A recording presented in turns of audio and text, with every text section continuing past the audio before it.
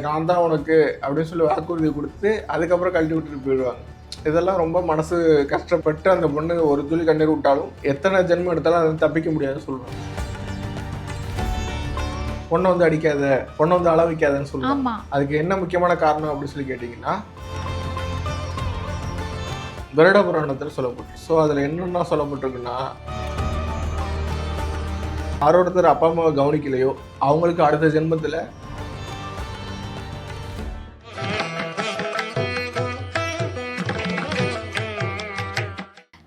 நேயர்களுக்கு வணக்கம். இன்னைக்கு நம்ம கூட யார் இருக்கா அப்படின்னு பார்த்தீங்கன்னா, ஜோதிட செம்மல் சூரத் பாலா அவர்கள் தான் இருக்காங்க. இவர்கிட்ட இன்னைக்கு சாபம் அப்படின்றத நம்ம கேள்விப்பட்டிருப்போம். ஒருத்தர் ஒரு சாபம் வாங்கிட்டாங்க அப்படின்னா கண்டிப்பாக அதுக்கான கஷ்டங்களை அவங்க அனுபவிச்சே ஆகணும் அப்படின்னு நம்ம பெரியவங்க சொல்லி கேள்விப்பட்டிருப்போம் இல்லையா? ஸோ அதை மாதிரி என்னென்ன சாபம்லாம் இருக்குது, அதுலேருந்து என்னென்ன பரிகாரம்லாம் பண்ணி ஓரளவுக்கு அதுலேருந்து தப்பிக்கலாமா இல்லை பூரண நிவர்த்தி அடையலாமா அப்படின்றத பற்றியெல்லாம் இன்னைக்கு கேட்டு தெரிஞ்சுக்க போகிறோம். ஃபர்ஸ்ட் அவரை வெல்கம் பண்ணிடலாம். வணக்கம் சார். வணக்கம் மேடம். எப்படி இருக்கீங்க? நல்லா இருக்கு. நீங்க நல்லா இருக்கீங்களா? ரொம்ப நல்லா இருக்கேன் சார். சாபம் வாங்காத வரைக்கும் எல்லாரும் நல்லா இருப்பாங்கல்ல சார்? எஸ், கரெக்டாக சொன்னீங்க. ஓகே, ஃபர்ஸ்ட் சாபம்னாலே வந்து ரொம்ப பெரியவங்கள்லாம் சொல்றது, பொண்ணுக்கிட்ட மட்டும் சாபம் வாங்கிறாத, அது குடும்பத்தையே அழிச்சிரும் அப்படின்னு சொல்லுவாங்க. அந்த அளவுக்கு ஒரு பெண்ணுக்கு அந்த அளவுக்கு முதல்ல ஏன் பெண் சாபம்ன்றது ரொம்ப பவர்ஃபுல்லாக இருக்கு? ஒரு நல்ல கேள்வி. அதாவது மொத்தம் 13 வகையான சாபங்கள் இருக்கு. இதில் முழுமையான சாபம் வந்து பெண் சாபம். இந்த பெண் சாபம் என்ன பண்ணும் அப்படின்னு சொல்லி கேட்டிங்கன்னா, பெண் சாபத்தோட தீவிரத்தை தெரிஞ்சுக்கிட்டு தான் பொண்ணை வந்து அடிக்காத, பொண்ணை வந்து அள வைக்காதன்னு சொல்லுவாங்க. அதுக்கு என்ன முக்கியமான காரணம் அப்படின்னு சொல்லி கேட்டிங்கன்னா, பொண்ணுங்களுக்கு எப்பவுமே வந்து நம்ம தர்மசாஸ்திரத்தில் கடவுளுக்கு ஈக்குவலான இடம் சொல்லப்பட்டிருக்கு. கல்யாணம் ஆகாத பொண்ணும் கடவுள் தான், திருமணத்துக்கு பிறகும் கடவுள் தான். ஸோ பெண்கள்னாலே கடவுள்னு சொல்லப்படுது. ஸோ அந்த பொண்ணு வந்து மனசு கஷ்டப்பட்டு ஒரு துளி கண்ணீர் விட்டால் அதுக்கு வந்து நிவர்த்தியே கிடையாது, அதெல்லாம் தப்பிக்கவே முடியாது. அதனால தான் பெண் சாபம் வாங்காத அப்படின்னு சொல்கிறது. அதே மாதிரி ஒரு பொண்ணுன்னா மனைவி, அதே மாதிரி பெண் மட்டும் கிடையாது, சகோதரியும் பெண்ணு தான். ஒரு அக்கா தங்கச்சி ஃப்ரெண்டு யாராக இருந்தாலும் பெண் தான். ஸோ எந்த வகையிலையும் ஒரு பெண்கிட்ட சாபம் வாங்கிடக்கூடாது. அதுதான் பெண் சாபம் குறிப்பிட்டு சொல்லுது. அதுக்கு நம்ம என்ன பண்ணணும்னாக்க, எப்படிப்பட்ட வகையிலையும் பெண்களோட மனசை கஷ்டப்படுத்தக்கூடாது. நம்ம அம்மாவோட மனசை கஷ்டப்படுத்தினாலும் அவங்களும் ஒரு பெண் தான். ஸோ எப்படி பார்த்தாலும் ஒரு பெண்ணை மனசை கஷ்டப்படுத்தாமல் இருந்தால் பெண் சாபத்துலேருந்து தப்பிக்கலாம். ஒருவேளை நீங்கள் பெண் சாபம் வாங்கிட்டீங்க அப்படின்னா அதுக்கான எடுத்துக்காட்டுகள் சொல்கிறேன். இப்போ ஒரு பொண்ணை வந்து நம்ப வச்சு ஏமாத்துறது, ஒரு பொண்ணோட மனசை கஷ்டப்படுத்துறது, வாக்குறுதி கொடுத்துட்டு அதுக்கப்புறம் ஏமாற்றிட்டு போயிடுறது, அதுக்கப்புறம் வந்து இன்னும் எக்ஸ்ட்ரீம் லெவலில் போயிட்டு எல்லாமே வந்து நான் தான் உனக்கு அப்படின்னு சொல்லி வாக்குறுதி கொடுத்து அதுக்கப்புறம் கழட்டி விட்டுட்டு போயிடுவாங்க. இதெல்லாம் ரொம்ப மனசு கஷ்டப்பட்டு அந்த பொண்ணு ஒரு துளி கண்ணீர் விட்டாலும் எத்தனை ஜென்மம் எடுத்தாலும் அதை தப்பிக்க முடியாதுன்னு சொல்லுவாங்க. அப்பேற்பட்ட பெண் சாபம் தான் ரொம்ப கொடுமையானது. அப்பேற்பட்ட பெண் சாபம் நீங்கள் வாங்கிட்டீங்க, உங்கள் ஜாதகத்தில் பெண் சாப அமைப்புகள் இருக்குன்னு சொல்லி ஒரு ஜோசியர் சொல்கிறாங்கன்னா அதை கண்டிப்பாக நிவர்த்தி பண்ணி ஆகணும். இப்போ அதுக்கான நிவர்த்தினா அதுலேருந்து நம்ம பூரணமாக குணமடைஞ்சிடலாமா, இல்லை அதோட எஃபெக்ட் என்னதான் பண்ணாலும் இருக்கும், ஓரளவுக்கு தப்பிக்கலாம் அப்படின்வீங்களா? எப்படி பார்த்தாலும் நீங்கள் சாபம் வாங்கிட்டீங்க அப்படின்னா அதில் தப்பிக்க முடியாது. சாபம் வாங்கினா ஒன்று வாங்கினது தான். இதை நீங்கள் நிவர்த்தி பண்ணுறீங்க, பரிகாரம் பண்ணுறீங்கிற பட்சத்தில் 100 அடி வாங்குற இடத்துல 10 அடியோடு தப்பிச்சிக்கலாம். கம்மியாகுமே தவிர முழுக்க நிவர்த்தி பண்ண முடியாது. ஸோ இதுக்கான பரிகாரங்கள் நான் சொல்கிறேன், நோட் பண்ணிக்கிங்க. அம்பாள் வழிபாடு, எங்கெல்லாம் பெண் தெய்வம் இருக்கோ, மீனாட்சி, காமாட்சி, இந்த மாதிரி பெண் தெய்வ வழிபாடுகளை நீங்கள் எந்த அளவுக்கு கும்பிட்றீங்களோ அந்தளவுக்கு நல்லது. அதே மாதிரி முக்கியமாக உங்கள் சகோதரிக்கு, உங்கள் மூத்த சகோதரியாக இருந்தால் சரி, இளைய சகோதரியாக இருந்தால் சரி தான், அவங்க மனசு சந்தோஷப்படுற மாதிரி அவங்களுக்கு பிடிச்ச விஷயங்களை வாங்கி தர்றது. அதே மாதிரி உங்களுக்கு ஒருவேளை திருமணம் ஆயிடுச்சு, பெண் சாபத்தோட குழந்தை பிறக்காமல் இருக்குது அப்படின்னு சொல்கிறாங்கன்னா உங்கள் மனைவிக்கு பிடிச்ச விஷயங்களை வாங்கி தர்றது. அதே மாதிரி 60 வயசுக்கு மேலே பெண்கள் இருக்காங்களே, ரொம்ப அதாவது பேரம்பேத்தியெல்லாம் எடுத்த பெண்களாக இருப்பாங்க, அவங்கக்கிட்ட அவங்களுக்கு பிடிச்ச மாதிரி ஜாக்கெட் பிட்டு, மஞ்சள், தாலிகயிறு, பூ, வெத்தலை பாக்கு, வாழைப்பழம் இதெல்லாம் வாங்கி வச்சு ஒரு 101 ரூபா 51 ரூபா தச்சனை வச்சு ஒரு 27 சுமங்கலி, 11 சுமங்கலி, அந்த மாதிரி ஒத்தப்படை 9, 11, 27 அந்த மாதிரி ஒத்தப்படை நம்பரில் சுமங்கலிகிட்ட ஆசீர்வாதம் வாங்கினா பெண் சாபத்தில் தப்பிக்கலாம். அந்த பெண் சாபத்தால் குழந்தை பாக்கியம் இல்லாமல் இருந்தால் இதை வந்து சிறந்த பரிகாரமாக நாங்கள் நிறைய பேருக்கு சஜஷன் பண்ணியிருக்கோம். நிறைய பேருக்கு இது செஞ்சதுக்கப்புறம் நல்லது நடந்திருக்கு. ஸோ இந்த மாதிரி பெண் சாபத்துக்கு சிறந்த பரிகாரங்கள் இதெல்லாம். என்ன தான் நீங்கள் பரிகாரம் பண்ணாலும் என்ன கேட்டா அந்த பெண் சாபம் வாங்காம இருக்கிறது ரொம்ப நல்லது ஆமா, அதான் கேட்க வந்தேன். அப்படிங்கிறத நான் சொல்ல வரேன். ஏன்னா சில பேர் வந்து பரிகாரம் தான் இருக்குல்ல, சாபம் வாங்குறதுல என்ன அப்படி சொல்லிட்டு தப்பு பண்ணுவாங்க. சொல்லுவாங்கல்ல, நீ என்னதான் பரிகாரம் பண்ணாலும் அது வேலை செஞ்சே தான் ஆகும். ஏன்னா சாபம் ஒன்று வாங்கினா வாங்கினது தான். ஸோ அதில் தப்பிக்க முடியாது. ஓரளவு உங்களை நீங்கள் தற்காத்துக்கலாம். மழை பெய்யுது, குடை பிடிச்சிக்கிறோம், வெயில் அடிக்குது, செப்பல் போட்டுட்டு போகிறோம், அந்த மாதிரி தான் பரிகாரமே தவிர பரிகாரத்தால் சூரியனை மறைக்க முடியாது. பரிகாரத்தால் பெய்கிற மழையை நிப்பாட்ட முடியாது. உங்களை நீங்கள் இப்போ பாதுகாத்துக்கிறது குடை பிடிச்சிக்கலாம், அவ்வளோதான். ஸோ அந்த மாதிரி தான் பரிகாரம் இருக்குங்கிறதுக்கு நம்ம தப்பு பண்ணக்கூடாதுங்கிறது தான் என்னோட கருத்து. இப்போ சாபம்ன்றது அதே மாதிரி இந்த சில பேர்லாம் சொல்லுவாங்க, போன பிறவியில் நீ என்ன பாவம் பண்ணியோ அந்த சாபம், அந்த மாதிரி சாபத்துக்கு வந்து அடுத்தடுத்த பிறவிகளில் வரக்கூடிய அந்த சக்தி இருக்கா? அதாவது சாபங்கிறது வந்து பார்த்தீங்கன்னா 7 தலைமுறைக்கு நின்று பேசுன்னு சொல்லுவாங்க. அந்த 7 தலைமுறைங்கிறது 7 ஜென்மம். ஸோ 7 ஜென்மம் ஆனாலும் சில பாவங்களுக்கு மன்னிப்பு இல்லை. எப்படிப்பட்ட பாவங்களுக்கு மன்னிப்பு இல்லைன்னா, உண்மையிலேயே ஆப்போசிட்டில் இருக்கிறவங்க எந்த தப்பு செய்யாமல் முழுக்க உங்கள் மேலே தான் தப்புன்னா அந்த சாபம் அந்த அளவுக்கு வீரியமாக இருக்கும். ஒருவேளை 2 பேர் மேலேயும் தப்பு இருக்குன்னா ஒரே பிறவியில் சரியாக போயிடும். அதாவது அடுத்த பிறவிலேயே அதை தீர்த்துருவாங்க. ஒரு பிறவிலேயே அது சரியாக போயிடும். இல்லை ஆப்போசிட்டில் எந்த தப்புமே பண்ணல, அவங்க ரொம்ப நல்லவங்க, அதனால தான் நல்லவங்களை வந்து நம்ம வந்து நடுங்க வைக்கக்கூடாதுன்னு சொல்லுவாங்க. நல்லவங்க மனசை கஷ்டப்படுத்தக்கூடாது. ஸோ அந்த நல்ல மனிதர்களை நம்ம மனசை கஷ்டப்படுத்திட்டோம்னா நம்ம என்ன பரிகாரம் பண்ணாலும் அது தப்பிக்க முடியாது. அதனால தான் நீங்கள் கேட்டது நல்ல கேள்வி தான். 2 பேர் மேலேயும் தப்பு இருக்குன்னா ஓகேன்னு ஓரளவு நீங்கள் தப்பிக்கிறதுக்கு ஏதாச்சும் வாய்ப்புகள் இருக்கும். ஆப்போசிட்டில் எந்த தப்புமே பண்ணலை, முழுக்க நம்ம மேலே தான் தப்புன்னா அதுலேருந்து தப்பிக்கிறது ரொம்ப சிரமம். அதனால் முடிஞ்ச அளவுக்கு சாபங்களை வாங்காமல் நம்ம வரைக்கும் நம்ம கரெக்டாக நடந்துக்கிறது நல்லது அப்படிங்கிறது என்னோட சஜஷன். இன்னொரு விஷயமும் கேள்விப்படுறேன், இப்போ சாபம்ன்றது நிறைய பேர் ரொம்ப சாதாரணமாக கொடுக்க ஆரம்பிச்சிட்டாங்க. எல்லாரும் கொடுக்குற சாபம்லாம் பலிக்கும். அதாவது இப்போ ஒருத்தர் தப்பு பண்ணியிருக்கவே மாட்டார், ஆனால் வந்து நம்ம ஏதோ ஒரு காரணத்தினால நம்ம கோவப்பட்டு அவர் மேலே சாபம் கொடுத்துருப்போம், அவர் மேலே தப்பு இருந்திருக்காது. அப்படி இருக்க பட்சத்தில் கொடுத்த சாபம் அவருக்கு போய் சேருமா? இது வந்து ரொம்ப நல்ல கேள்வி. ஆக்சுவலி என்னென்னா, எல்லாரோட சாபமும் பலிக்காது. யாரோடத்தர் உண்மையாக நேர்மையாக எந்த தப்பும் பண்ணாமல் அடுத்தவங்களால துன்பங்களை அனுபவிக்கிறாங்களோ, அதாவது மனசு நொந்து உள்ளம் வெறுத்து போய் அப்படி கொடுக்குற சாபம் மட்டும்தான் பலிக்கும். எல்லா சாபங்களும் பலிக்காது. ஸோ போகிற போக்கில் கொடுக்குற சாபங்கள்லாம் வேலைக்கு ஆகாது. அப்படி யாராவது சொன்னாலும் அது அவ்வளோவா நம்ம சீரியஸாக எடுத்துக்க வேண்டிய அவசியம் இல்லை. நம்ம மேலே தப்பு இல்லைங்கும் போது நம்ம தைரியமாக இருக்கலாம். ஸோ எல்லாரோட சாபமும் பலிக்காது, நல்லவங்க கொடுக்குற சாபம் தான் பலிக்கும். அதே மாதிரி கருணாக்கு இருக்கவங்க சொல்லுவாங்களே, கருணாக்கு இருக்கவங்க சொன்னால் பலிக்கும் அப்படின்னு சொல்லிட்டு, அதெல்லாம் உண்மையா சார்? அதெல்லாம் மூட நம்பிக்கை தான். அதை நானே நிறைய தடவை பார்த்துருக்கேன். அது சும்மா தான், அது நீங்கள் சீரியஸாக எடுத்துக்க வேண்டாம். ஸோ சாபங்களில் இப்போ அடுத்தது பார்த்தோன்னா பிரேத சாபம்னு சொல்லிட்டு ஒன்று சொல்கிறாங்க. இப்போ ஒருத்தவங்க இறந்து போயிட்டாங்க அப்படின்னா அந்த ஆன்மா அவங்க உடலை விட்டு போயிடுது. ஸோ அப்போ பிரேத சாபம்னா என்ன சார்? நல்லா நீங்கள் கவனிச்சிங்கன்னா தெரியும். பித்ரு சாபங்கிறது வேற, பிரேத சாபங்கிறது வேற. நிறைய பேர் வந்து ரெண்டுமே ஒன்றுன்னு நினச்சிப்பாங்க. ஆமாம். பிரேத சாபம்னா என்னன்னாக்க, ஒரு ஆத்மாவானது முழுமையாக, அதாவது தன்னைத்தானே வருத்திக்கிட்டு சாப்பிட்றது, அதாவது அதை வந்து செய்யக்கூடாது. ஸோ இப்போ வந்து என்னன்னா, தற்கொலை பண்ணுறத வந்து தர்மசாஸ்திரமே தப்புன்னு சொல்லுது. அதாவது நீங்கள் எப்போ பிறந்துட்டீங்களோ அப்போயே இறப்பு தீர்மானிக்கப்பட்டது. அதை நீங்களாக தெரிவிக்கக்கூடாது. அது எப்போ நிகழணும்னு இருக்கோ அப்போ தான் நிகழணும். அப்படி இல்லாமல் நீங்கள் ஆப்போசிட்டாக செயல்படும் போது அப்போ பிரேத ஜென்மம் எடுக்கிறாங்க. இப்போ எடுத்துக்காட்டுக்கு யாரெல்லாம் பிரேத ஜென்மம் எடுப்பாங்கன்னு சொல்லி நம்ம கருட புராணத்தில் சொல்லப்பட்டிருக்கு. ஸோ அதில் என்னென்ன சொல்லப்பட்டிருக்குன்னா, மாடு பூட்டி சாகுறாங்க, அதே மாதிரி பறவைகள் கொத்தி சாகுறாங்க, அதே மாதிரி தண்ணியில் மூழ்கி சாகுறாங்க. இந்த மாதிரி எதிர்பாராத இறப்புகள், ஆக்சிடென்ட் ஆகி செத்துடுறாங்க. இந்த மாதிரி எதிர்பாராத இறப்புகளில் யாரெல்லாம் இறக்குறாங்களோ அவங்க எல்லாருக்கும் கண்டிப்பாக பிரேத ஜென்மம் உண்டு. அதே மாதிரி தன்னைத்தானே வருத்திக்கிட்டு விஷம் குடிச்சு சாகுறாங்க, ரயிலில் விழுந்து சாகுறாங்க, இந்த மாதிரி தற்கொலை எண்ணத்தோடு சாகுறாங்க இல்லையா, அந்த மாதிரி எப்பேற்பட்ட எந்த வகையான பண்ணாலும் பிரேத ஜென்மம் உண்டு. அப்படி ஒருத்தவங்க பிரேத ஜென்மம் எடுத்துட்டாங்கன்னா அதான் பிரேத சாபம்னு சொல்லி அழைக்கப்படுகிறது. எனக்கு இதில் ஒரு சந்தேகம். இப்போ பிரேத ஜென்மம் அப்படின்றது ஒருத்தவங்க பண்ணி இறந்து போறாங்க அப்படின்னா அவங்களுக்கே அந்த சாபம் இருக்கும். ஆமா, எஸ்.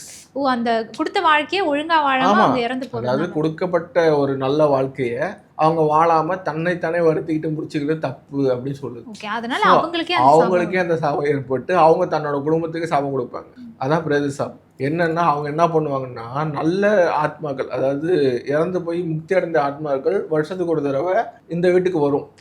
எதுக்கு வரும்னா, அந்த அவங்க கொடுக்குற தானங்களையும் தர்மங்களையும் ஏற்றுக்கிட்டு ஆசீர்வாதம் பண்ணுறதுக்கு. அப்படி வர ஆத்மாக்களை உள்ள வர விடாம வாசல் நின்று இந்த ஆத்மாவோட துரத்தை அடிக்கும். பிரேத ஜென்மம், பிரேத சாபம் வாங்கின ஆத்மா வந்து வாசல் நின்று அந்த ஆத்மாக்களை துரத்தி அடிக்கும். எதுக்குன்னா, அவங்களாம் நல்லவங்க, நல்ல ஆத்மாக்கள். அவங்க உள்ள வந்துட்டாங்கன்னா இவங்களுக்கு வேலை கிடையாது. ஸோ அந்த மாதிரி இருக்கிற குடும்பங்கள் வந்து விருத்திக்கு வராது. அது எவ்வளோதான் செலவு பண்ணாலும், எவ்வளோதான் காசு பணம் இருந்தாலும் ஒரு சந்தோஷம் இருக்காது, ஒரு நிம்மதி இருக்காது. வீட்டில் நல்ல விசேஷமே நடக்கல, அதே மாதிரி எது பண்ணாலும் நெகட்டிவாக இருக்குது, ஒரு வளர்ச்சி முன்னேற்றமே இல்லை அப்படின்னா அங்கே பிரேத சாபம் இருக்குது அப்படின்னு சொல்லி சாஸ்திரம் சொல்லுது. ஸோ அப்படி யாராவது ஒருத்தர் துர்மரணம் அடைஞ்சிருக்காங்க அப்படின்னா அதுக்கு முறைப்படி நீங்கள் வந்து ராமேஸ்வரம் போயிட்டு அவங்க பேர், அதாவது யாரெல்லாம் இறந்து போயிட்டாங்களோ அத்தனை பேரையும் சொல்லி திலஹோமம்னு சொல்லி பண்ணணும். தில ஹோமம் எள்ளு எள்ளால் செய்யப்படக்கூடிய ஹோமத்துக்கு தில ஹோமம்னு சொல்லி பேர். அது எப்படி பண்ணணும், எந்த நாளில் பண்ணணுங்கிற டீட்டெயில்ஸ்லாம் நாங்கள் சொல்லி தருவோம். அந்த நாளில் போயிட்டு நீங்கள் பண்ணணும். அதை நீங்கள் அப்படி முறைப்படி நீங்கள் செஞ்சீங்கன்னா பிரேத சாபங்கிறது நிவர்த்தி ஆகி வளர்ச்சி முன்னேற்றம் கிடைக்கும். நல்ல ஆத்மாக்கள் உள்ளே வருவாங்க. உள்ளே வந்து நீங்கள் கொடுக்குறத ஏற்றுக்கிட்டு உங்கள் குடும்பம் வாழ்வாங்க, நல்லா இருக்கணும்னு சொல்லி ஆசீர்வாதம் பண்ணுவாங்க. அந்த பிரேத ஜென்மத்துக்கும் சாபம் நிவர்த்தி ஆகி அவங்களும் சொர்க்கத்துக்கு போவாங்க, இல்லை அடுத்த ஜென்மத்துக்கு போவாங்க அப்படின்னு சொல்லப்படுகிறது. ஸோ எப்படி பார்த்தாலும் துர்மரணம் யாராவது உங்கள் வீட்டில் அடைஞ்சிட்டாங்கன்னா அவங்களுக்கு அவசியம் நீங்கள் வந்து சாப நிவர்த்தி பண்ணி தான் ஆகணும். எப்படிப்பட்ட விதமாக இருந்தாலும், இன்க்ளூடிங் ஃபயர் ஆக்சிடென்ட்டாக இருந்தாலும் அப்படி தான் பண்ணணும் அப்படி சொல்லி சாஸ்திரம் சொல்லுது. அதை முறைப்படி தெரிஞ்சுக்கிட்டு செய்யுங்க, அதான் ரொம்ப நல்லது. மக்களுக்கு இது நிறைய பேருக்கு தெரியாது, அதுக்காக நம்ம எடுத்து சொல்கிறோம். ஓகே, இப்போ நீங்கள் சொன்ன மாதிரி அதாவது ஆக்சிடென்ட் ஆகியோ இல்லை அவங்க பண்ணி இறந்தாலும் அந்த பிரேத சாபம் வரும். இப்போ ஒரு சில பேர், நிறைய பேர் வீட்டில் அம்மா அப்பாவை சரியாக கவனிக்கமா, ரொம்ப வயசாயிருப்பாங்க, அவங்க மனசு கஷ்டப்பட்டு இறந்து போகிறாங்களா, அவங்களுக்குலாம் இந்த பிரேத சாபம் வருமா சார்? அதெல்லாம் இல்லை. அது வந்து அப்பா அம்மாவோட சாபத்துக்கு நிவர்த்தி கிடையாது. பெண் சாபம் மாதிரி அதுவும், பெண் சாபம் மாதிரி இதுவும் ஒரு பெரிய தீர்க்க முடியாத ஒரு சாபம் தான். ஸோ இது வந்து பிரேத சாபத்தில் வராது, ஆனால் இதுவும் ஒரு வகையில் பெரிய தப்பு தான். ஓகே, அப்போ அவங்களுக்கு என்ன மாதிரியான கஷ்டங்கள் இருக்கும்? இந்த மாதிரி அப்பா அம்மாவை அப்பா அம்மாவை யாரோட, நீங்கள் சொன்னது நல்ல கேள்வி தான். யாரோடத்தர் அப்பா அம்மாவை கவனிக்கலையோ அவங்களுக்கு அடுத்த ஜென்மத்தில் அப்பா அம்மாவே இருக்க மாட்டாங்க. அப்படியே அப்பா அம்மா இருந்தாலும் அப்பா அம்மா கூட இருக்க முடியாது. நிறைய பேருக்கு அப்பா அம்மா இருப்பாங்க, ஆனால் அவங்க கூட இருக்க முடியாது, தாத்தா பாட்டி தான் வளர்ந்துருப்பாங்க. அந்த மாதிரி அப்பா அம்மாவை பிரிஞ்சே இருக்கக்கூடிய ஒரு கொடூரமான ஒரு கஷ்டமான ஒரு சூழ்நிலை ஏற்படும். அதுக்கு காரணம் என்னன்னாக்கா, போன ஜென்மத்தில் அப்பா அம்மாவை மதிச்சிருக்க மாட்டாங்க, அவங்கக்கிட்ட அன்பாக நடந்திருக்க மாட்டாங்க, அவங்க குடும்பப்படுத்தியிருப்பாங்க. குடும்பப்படுத்தினா ஒன்றும் கிடையாது, சரியான நேரத்தில் அவங்க சாப்பாடு கொடுக்காம அவங்கள அலட்சியப்படுத்தி அவங்க மனசை நோகடிக்கிறது, அந்த மாதிரி தான். அதாவது அப்பா அம்மா மேலே தப்பு இல்லாத பட்சத்தில் நீங்கள் செஞ்சீங்கன்னா அது பெரிய தப்பு. அடுத்ததான் வந்து குலதெய்வம் அப்படின்றது இப்போ நிறைய பேருக்கு அதில் வந்து விழிப்புணர்வு வந்துருச்சு. குலதெய்வம்னா கரெக்டாக அந்த வழிபாடுகள் பண்ணணும் அப்படின்னு சொல்லி. பட் இருந்தாலுமே நிறைய பேர் அவங்க மனசு வந்து பண்ணாமல் இல்லை, சில பேருக்கு நிறைய வேலையில் பிஸியாக இருக்காங்க, அவங்களால ரெகுலராக குலதெய்வ வழிபாடு பண்ண முடியல, கோயிலுக்கு போகலை அப்படின்ற பட்சத்தில் அவங்களுக்கும் இந்த மாதிரி குலதெய்வத்தினால ஏதாவது சாபம் அந்த மாதிரி வருமா சார்? ஒரு நல்ல கேள்வி. அதாவது குலதெய்வ சாபம் அப்படின்னா என்னன்னாக்க, நம்ம வீட்டில் ஒரு சின்ன குழந்தை இருக்குது, ஒரு 5 வயசு குழந்தை இருக்குது, அந்த குழந்தைய நீங்கள் பார்க்க போகிறீங்க, அதுதான் குலதெய்வம். குலதெய்வம் நீங்கள் எத்தனை வயசு ஆனாலும் அந்த குலதெய்வங்கிறது ஒரு குழந்தை தான். ஸோ அந்த குழந்தைய நீங்கள் வருஷத்துக்கு ஒரு தடவை போய் பார்த்துட்டு வரணும். வருஷத்துக்கு ஒரு தடவை போய் வணக்கம் சொல்லிவிட்டு, நான் நல்லா இருக்கேன், உன்னால நான் நல்லா இருக்கேன், ஏன்னா நீ நல்லா பார்த்துக்க. இன்க்ளூடிங் அது யாராக இருந்தாலும், கருப்புசாமியாக இருக்கலாம், காத்தவரனாக இருக்கலாம், மதுரவனாக இருக்கலாம், யாராக இருந்தாலும், ஒரு அம்மனாக இருக்கலாம், யாராக இருந்தாலும் அது ஒரு குழந்தை. அந்த குலதெய்வத்தை எப்படி கும்பிடணும்னு சொல்லி ஒரு முறை இருக்குது. ஒரு சில பேருக்கு சைவ படையல், ஒரு சில பேருக்கு அசைவ படையல். ஸோ அது என்ன முறையோ அதுபடி நீங்கள் படையல் போட்டு வழிபாடு பண்ணாதான் அந்த குலதெய்வ மனசு சந்தோஷப்படும். அதை நீங்கள் செய்யாமல் விட்டுட்டீங்க, அதாவது தெரிஞ்சே தப்பு பண்ணாதான் பெரிய தப்பு. தெரியாமல் தப்பு பண்ணால் யாருக்கும் அலட்சியப்படுறதில்லை. தெரிஞ்சே வேணும்னு நீங்கள் வந்து குலதெய்வத்தை அலட்சியப்படுத்துறீங்க என்பது கண்டிப்பாக குலதெய்வ சாபம் ஏற்படும். இந்த குலதெய்வம் வந்து மனசு கஷ்டப்பட்டுடுச்சுன்னா நீங்கள் எந்த தெய்வத்துக்கு போய் என்ன பரிகாரம் பண்ணாலும் அது வேலைக்கு ஆகாது. அதாவது எத்தனை கோயிலுக்கு போனாலும் என்ன பரிகாரம் பண்ணாலும் அந்த பலன் நமக்கு கிடைக்கணும்னா குலதெய்வம் நமக்கு வழி விடணும். குலதெய்வத்தோட ஆசீர்வாதம் இல்லாமல் நீங்கள் எவ்வளோதான் திறமசாலியாக இருந்தாலும், எவ்வளோதான் கோயிலுக்கு போனாலும் பலன் இருக்காது அப்படிங்கிறதா ஜோதிட சாஸ்திரம் சொல்லுது. ஸோ ஏன்னா குலதெய்வங்கிறது நம்ம ஜாதகத்தில் 5ஆம் இடம். ஸோ ஒரு மனுஷன் வாழ்க்கையை வெற்றி அடையணும்னா மொத்தம் 3 விஷயம். லக்னம், 5ஆம் இடம், 9ஆம் இடம், இந்த 3 நல்லா இருக்கணும். லக்னங்கிறது நம்ம, 5ஆம் இடம்ங்கிறது குலதெய்வம், 9ஆம் இடம்ங்கிறது தந்தை, குரு, தெய்வம். ஓகேவா? இந்த 3மே நல்லா இருந்தால் தான் ஒரு மனுஷன் நல்லா இருக்க முடியும். பாக்கியஸ்தானங்கிறது 9ஆம் இடம். ஸோ இந்த 3மே ஆக்டிவேட் ஆனால் தான் நீங்கள் நல்லா இருக்க முடியும். 5ஆம் இடம்ங்கிற பூர்வ புண்ணியஸ்தானமும் குலதெய்வமும் ஆக்டிவேட் ஆனால் தான் 9ஆம் இடம் வேலை செய்யும். அப்போ தான் நீங்கள் வந்து சுகபோகங்களை அனுபவிக்க முடியும். சொல்லுவாங்க கை கட்டுறது வாய் கட்டல அப்படி சொல்கிற எல்லாருக்கும் போய் பார்த்தீங்கன்னா குலதெய்வத்தை வழிபாடு பண்ணாமல் இருப்பாங்க. குலதெய்வத்தோட ஆசீர்வாதம் கம்மியாக இருக்கும். குலதெய்வத்தோட ஆசீர்வாதம் உங்களுக்கு அதிகமாக இருந்தால் தான் சீக்கிரமாக எல்லா விஷயமும் சக்ஸஸ் ஆகும். சில பேருக்கு எவ்வளோ ட்ரை பண்ணாலும் கடைசி நேரத்தில் மிஸ் ஆகிட்டுன்னா அந்த கடைசி நேரத்தில் மிஸ் ஆகிறதுக்கு காரணம் குலதெய்வ வழிபாடு இல்லாதது தான். ஸோ குலதெய்வ சாபம் இல்லாமல் இருக்கணும்னா தயவு செஞ்சு 6 மாதத்துக்கு ஒரு தடவை குலதெய்வத்தை போய் பாருங்கள். குலதெய்வத்தோட ஆசீர்வாதத்தை முழுமையாக நீங்கள் வாங்கிட்டீங்கன்னா பாக்கி எல்லாத்தையும் அவங்க பார்த்துப்பாங்க. ஃபுல் அண்ட் ஃபுல் அவங்க டேக் ஓவர் எடுத்துப்பாங்க. ஸோ உங்களுக்கு எப்பேற்பட்ட கஷ்டம் வந்தாலும் அதெல்லாம் எப்படி சூரியனை பார்த்த பனி மாதிரி விலகி ஓடிடும். இது உங்களுக்கு மட்டும் இல்லை, சொல்லிட்டு இருக்க எனக்கும் சேர்த்து என்னோட குலதெய்வத்தையும் நான் போய் பார்த்துட்டு வந்தால் தான் நானும் நல்லா இருக்க முடியும். ஸோ எல்லாருக்கும் குலதெய்வம் முக்கியம். ஸோ குலதெய்வ வழிபாட யாரும் விட்டுறாது. ரொம்ப நல்லது சார். இப்போ சில பேருக்கு வந்து அவங்க குலதெய்வம் அது அவங்க மேலே தப்பு கிடையாது. அவங்களுக்கு அந்த குலதெய்வம்னா என்னன்னே தெரியாது. அது சில சந்தர்ப்ப சூழ்நிலையிலாம் அமைஞ்சிருக்கும். அதனால குலதெய்வ வழிபாடை அவங்க பண்ணியிருக்க மாட்டாங்க. ஸோ அப்படி தெரியாமல் பண்ணுறவங்களுக்கும் அந்த சாபம்லாம் கிடைக்குமா? என்ன பண்ணலாம் அவங்க? குலதெய்வம் தெரியாதவங்க என்ன பண்ணலாம் அப்படின்னு சொல்லி கேட்டிங்கன்னா, ஒன்று அவங்களோட தாத்தா, அவங்களோட பையன், அவங்களோட பேரன், இந்த 3 தலைமுறையில் யாராவது ஒருத்தர் ஜாதகத்தை எடுத்துகிட்டு வாங்க. அவங்க குலதெய்வம் யார், எங்கே இருக்காங்க, எந்த திசையில் இருக்காங்க அப்படிங்கிறத ஜோதிடத்தின் அடிப்படையில் நம்ம துல்லியமாக கண்டுபிடிச்சு சொல்ல முடியும். அதுக்கு குறைஞ்சபட்சம் 1 வாரம் டைம் எடுக்கும். ஸோ அந்த மாதிரி யாருக்காவது குலதெய்வம் தெரியல அப்படின்னா என்னை கான்டாக்ட் பண்ண சொல்லுங்கள், நான் பார்த்து கொடுக்குறோம். அதுதான் நம்ம பல வருஷமாக நம்ம பண்ணிகிட்ருக்கோம். இது வரைக்கும் குலதெய்வம் தெரியாத ஒரு 300 குடும்பத்துக்கு நம்ம கண்டுபிடிச்சு கொடுத்துருக்கோம். Super sir. அது ஜாதகத்தை வச்சு நீங்கள் கண்டுபிடிச்சிருவீங்க. ஜாதகத்தை வச்சு குலதெய்வத்தை கண்டுபிடிக்க முடியும், துல்லியமாகவும் சொல்ல முடியும். அடுத்ததாக வந்து நிலம் சம்பந்தப்பட்ட சாபங்கள், அதாவது பூமி சாபம். இப்போ ஒருத்தவங்க நிலத்தை வந்து ஏமாத்திடுறாங்க, அந்த நிலத்தில் இவங்க வீடு கட்டிக்கிறாங்க. ஸோ அந்த மாதிரி இருக்கவங்களுக்குலாம் இந்த நிலம் சம்பந்தப்பட்ட சாபங்கள் வருமா சார்? அப்படி வந்தால் என்ன பாதிப்புகள் இருக்கு அவங்களுக்கு? ரொம்ப ஒரு தெளிவான ஒரு கேள்வி கேட்டிருக்கீங்க. பூமி சாபங்கிறது என்ன அப்படின்னாக்க, நமக்கு சொந்தமாக ஒரு இடம் இருக்குது, அந்த இடத்த விட்டுருவோம். பக்கத்தில் யாராவது ஒருத்தரோட இடம் இருக்கும், ரொம்ப வருஷம் அவர் வந்து பயன்படுத்தாமல் இருப்பார், வேலையும் போடாமல் இருப்பார். ஸோ அந்த மாதிரி நேரத்தில் என்ன பண்ணுவோம் அப்படின்னாக்க, நமக்கே தெரியாமல் சரி அது சும்மா தானே இருக்குது, அதையும் நம்ம யூஸ் பண்ணுவோம் அப்படின்னு அடுத்தவங்க இடத்த கொஞ்சம் கொஞ்சமாக தள்ளி போடுறது வெளியே, ஒவ்வொரு அடியாக. யாருக்கு தெரிய போகுது, யாருக்கு தெரிய போகுது, எல்லா இடத்துலையும் நடக்கும். அந்த மாதிரி பண்ணுறது தான் பூமி சாபம். அது மட்டும் கிடையாது, நம்ம இடம் இருக்கும், நம்ம இடத்துக்கு பின்னாடி குளம் இருக்கும். நிறைய பேர் என்ன பண்ணுவாங்கன்னா, மண் எடுத்துகிட்டு வந்து பின்னாடி கொட்டி அந்த குளத்தையே தூத்துட்டு அந்த இடத்த தன்னோட இடமா சேர்த்துப்பாங்க. இது ஒரு வகையான சாபம். அடுத்தது பார்த்திங்கன்னா, இன்னொரு மெத்தட் இருக்குது. நம்ம வீட்டுக்கு பக்கத்துலேயே சந்து ஒன்று இருக்கும். சந்துனா பொதுவாக போயிட்டு வர சந்து, பொது வழி. அந்த வழியை என்ன பண்ணிடுவாங்க, ஒரு காலத்தில் அந்த சந்தில் வந்து ஒரு தடையை உண்டாக்கிட்டு இது என்னோட சந்துன்னு சொல்லியே ஒரு கட்டத்தில் அந்த சந்தையை சேர்த்து வீடு கட்டிடுவாங்க. அப்போ பொது வழியை அடைக்கிறாங்க. ஸோ இந்த 3மே சேர்த்து பூமி சாபமாக வரும். அது மட்டும் இல்லை, யார் ஒருத்தர் வந்து தேவையில்லாமல் பூமி வந்து அதிர்ற மாதிரி நடக்கக்கூடாது சொல்லுவாங்க. நடக்கும்போது மெதுவாக நடக்கணும், எல்லா பெரியவங்களும் சொல்லுவாங்க. பூமி அதிர்ற மாதிரி யார் நடக்கிறாங்களோ அவங்களுக்கு வந்து பூமி சாபம் ஏற்படும். ஏன்னா பூமாதேவி தான் நம்மளை தாங்கிட்டு இருக்காங்க. அப்பேற்பட்ட பூமாதேவி வந்து மென்மையாக தான் நடக்கணும். அதனால தான் அடி மேலே அடி வச்சு போகணும். ஒரு யானை நடந்தால் கூட அதிரக்கூடாது, யானை மாதிரி நடந்தால் கூட அதிரக்கூடாதுன்னு சொல்லுவாங்க. ஸோ எவ்வளோ தான் நீங்கள் ஃபாஸ்ட்டாக போனாலும் அந்த இடம் வந்து அதிரக்கூடாது.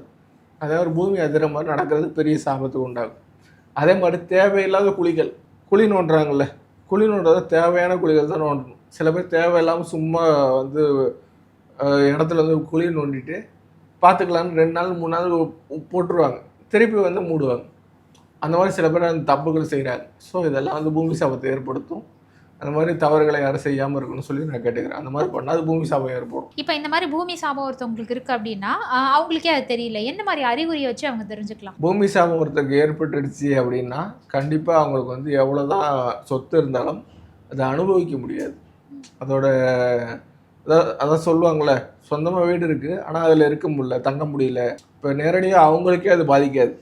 அவங்களோட குழந்தை, அவங்க பேர குழந்தைங்களாம் அந்த வீட்டில் இருக்க முடியாது. ஏன்னா அடுத்தவனை ஏமாற்றி சேர்த்து சொத்து தானே அது. அப்போ பேரனையும் அவங்க பையனையும் தான் பாதிக்குது. தன்னோட சந்ததிகள் நல்லா இருக்கணும், தன்னோட குழந்தைக்கு நல்லா இருக்கணும் அப்படின்னா கண்டிப்பாக நீங்கள் வந்து இந்த மாதிரி தவறுகள் செய்யாமல் இருக்கிறது ரொம்ப நல்லது. இதுக்கான சிறந்த பரிகாரம் என்ன அப்படின்னு சொல்லி கேட்டிங்கன்னா, இந்த கோயில் கட்டும்போது செங்கல் வாங்கி தரதும் மணல் வாங்கி தரதும் ஒரு சிறந்த பரிகாரம்.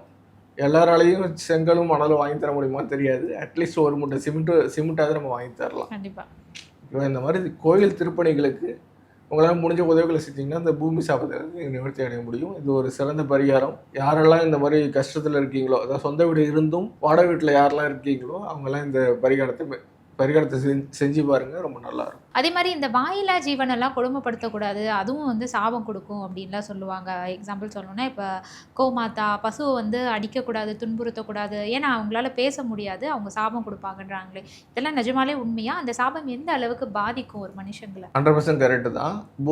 பூமி சாபம் எப்படிப்பட்ட துன்பத்தை கொடுக்குமோ அதே மாதிரி சாபம் மிகப்பெரிய ஒரு துன்பத்தை கொடுக்கும். கோமாதாங்கிறது நம்மளோட தெய்வம். எல்லாருமே வீடு கூடி போகும்போது பசுமாடை உள்ளே அழைச்சிட்டு போயிட்டு தான் திருப்பி வெளில வருவாங்க. அதுக்கப்புறம் தான் மற்றவங்களாம் உள்ளே போவாங்க. ஸோ அந்த மாதிரி புனிதமான ஒரு பசுமாட்டை துன்பப்படுத்துறது, அதாவது துன்பப்படுத்துறதுன்னா அதுக்கூட விளையாடுறது, அதை வந்து கஷ்டப்படுத்துறது. சில பசங்க சொல்கிறேன், சின்ன பசங்க என்ன பண்ணுவாங்க, அந்த வயசு இதில் என்ன பண்ணுறதுன்னு தெரியாமல் பசுமாட்டு வாலில் வந்து கல் கட்டி விட்ருவாங்க. அது கஷ்டப்படுறதை பார்த்து சந்தோஷப்படுவாங்க. சில வீட்டில் வந்து பசுமாட்டை வளர்ப்பாங்க, அவங்களே சில தப்பு பண்ணுவாங்க. என்னென்னா அது கரெக்டான நேரத்தில் சாப்பாடு போட மாட்டாங்க. கரெக்டான நேரத்தில் சாப்பாடு போடாமல், கரெக்டான நேரத்தில் அதை அவுத்து விடாமல், அதே மாதிரி அது தண்ணி வைக்க வேண்டிய நேரத்தில் தண்ணி கொடுக்க மாட்டாங்க. சில பேர் என்ன பண்ணுவாங்கன்னா, கோமாதா வந்து நம்ம வீட்டுக்குள்ளே வருது, அதாவது அது வர்றது பெரிய நல்ல புண்ணியமான விஷயம். சில பேர் என்ன பண்ணுவாங்க, அதை வந்து அமைதியாக அதை வந்து விரட்டும் போது கூட அதை அதிர்ந்து பேசக்கூடாது, அமைதியாக தான் விரட்டணும். சில பேர் கம்பெடுத்து அடிச்சிருவாங்க. ஸோ அது வந்து இப்போ ஒரு பெரிய சாபமாக ஏற்பட்டு கோமாத சாபம்னு சொல்லி அதுக்கு பேர். ஸோ முடிஞ்ச அளவுக்கு பசுமாட்டுக்கு தீமை செய்யாமல் இருக்கிறது நல்லது. அந்த கோமாத சாபத்துக்கு நிவர்த்தி இல்லைங்கிறது தான் ஜோதிடம் சொல்லுது. அதுக்கு சுத்தமாக எந்த பரிகாரமே கிடையாது. கோமாத சாபத்துக்கு நிவர்த்தி இல்லை. அப்படி நீங்கள் தப்பு பண்ணிட்டீங்கன்னா ஒரே ஒரு நிவர்த்தி தான், அமாவாசை அன்னைக்கு பசுமாட்டுக்கு அகத்திக்கீரையும் வாழைப்பழம் வாங்கி கொடுத்து பசுமாட்டை 3 தடவை சுற்றி வரணும். அப்படிங்கிறது தான் ஒரே ஒரு பரிகாரம். இது வர ஒரு வழி கிடையாது. ஸோ அந்த தப்பு பண்ணாமல் இருக்கிறது நல்லது. ஸோ டோட்டலாகவே வந்து ஒருத்தவங்க பிறக்கிறதுலேருந்து இறக்குற வரைக்கும் சாபம் வாங்காமல் இருக்க முடியுமான்றது ஒரு கேள்விக்குறி தான். அப்படி சாபத்தினால பாதிக்கப்பட்டாங்க அப்படின்னா என்னென்ன சாபம் இருக்குன்றத அவங்க ஜாதகத்தை வச்சு தெரிஞ்சுக்க முடியுமா? ஜாதகத்தில் தெரிஞ்சுக்கிறத விடவும் நடைமுறை வாழ்க்கையில் அவங்க என்னென்ன கஷ்டப்படுறாங்களோ அந்த சாபம் அவங்களுக்கு இருக்குங்கிறத நம்ம தெரிஞ்சுக்க முடியும். ஜாதகத்துலேயும் அது காமிக்கும். ஆனால் ரொம்ப துல்லியமாக ஒரு பர்ஃபெக்டாக பார்க்கக்கூடிய ஒரு அனுபவம் வாய்ந்த ஜோசியரால் தான் இந்த சாபங்களை ஜாதகத்து மூலமா கண்டுபிடிக்க முடியும். எல்லா ஜோசியராலையும் கண்டுபிடிச்சிட முடியாது. அப்படியே கண்டுபிடிச்சாலும் அதுக்கான பரிகாரங்களையும் கண்டுபிடிக்கிறது ரொம்ப கஷ்டம். என்ன கேட்டால் உங்களுக்கு நான் சொன்ன அறிகுறிகள் உங்களுக்கு இருக்குது, சொன்ன கஷ்டங்கள் உங்களுக்கு இருக்குன்னா கண்டிப்பாக அந்த சாபம் இருக்குன்னு சொல்லி அர்த்தம். அதுக்கான பரிகாரங்களும் ரொம்ப எளிமையானது தான். ஆனால் அதை நீங்கள் செஞ்சீங்கன்னா கை மேலே பலன் கிடைக்கும் அப்படிங்கிறது என்னோட சஜஷன்.